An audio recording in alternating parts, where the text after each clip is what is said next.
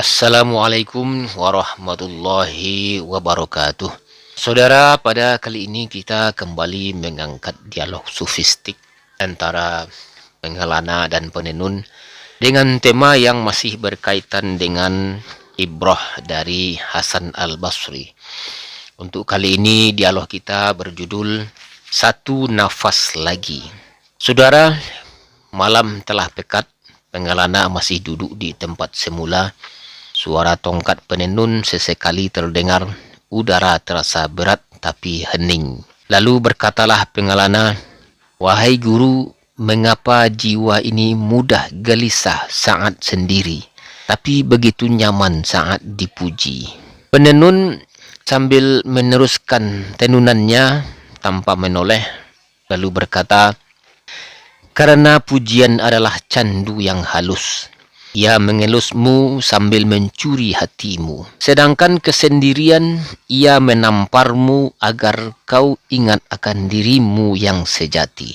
Lalu dengan perlahan pengelana berkata, "Tadi kau berkata tentang air susu yang menumbuhkan. Tapi ada yang lebih lembut dari susu dan lebih deras dari perak. Air mata Hasan Al-Basri.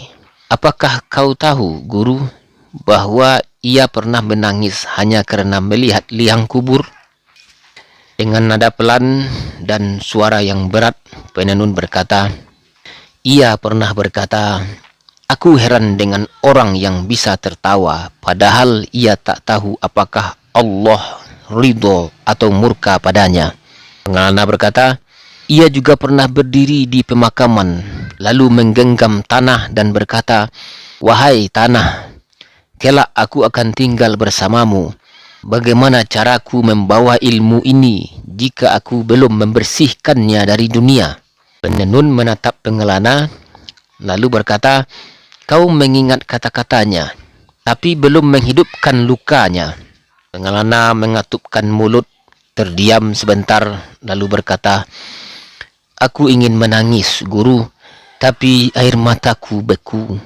Aku mengajar ayat-ayat tentang mati, tapi seakan aku sendiri hidup abadi, seperti hanya membaca peta, tapi tak pernah berjalan." Kata penenun, "Itu karena hatimu belum tersentuh maut dengan jujur. Bukan maut orang lain, tapi mautmu sendiri." Pengelana dengan suara hampir berbisik berkata, "Bagaimana cara menyentuh mautku sendiri?" Penenun berdiri lalu mengambil segenggam tanah dari sudut ruangan. "Ambillah ini, genggam erat, rasakan. Disinilah kau akan dikembalikan." Hasan Al-Basri pernah tidur di tanah seperti ini tiap malam untuk mengingatkan jiwanya akan rumah terakhirnya. Pengelana menggenggam tanah itu dengan kedua tangan, perlahan matanya berkaca-kaca. Lalu berkata, "Aku ingin berbicara pada diriku sendiri seperti Hasan, tapi aku takut mendengar jawabannya." Kata penenun, "Maka biarkan keheningan yang menjawab. Jangan buru-buru menasehati dirimu. Dengarkan dulu nafasmu. Engkau, wahai jiwa, hanya satu napas dari kematian." Suasana hening, nafas pengelana mulai terdengar jelas, dalam, berat, lambat. Kemudian dengan lirih ia berkata, satu napas saja." Penenun kembali duduk menenun dengan ritme lambat, lalu berkata, "Dari napas itulah kelak muncul kata yang benar. Dari tanah itulah kelak tumbuh amal yang jujur.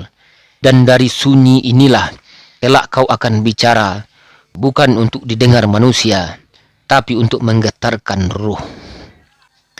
Saudara, tirai ditutup, hanya suara napas yang tertinggal dan tanah yang di tangan yang belum dilepaskan. Baik saudara, demikian penyampaian kali ini, semoga bermanfaat. Assalamualaikum warahmatullahi wabarakatuh.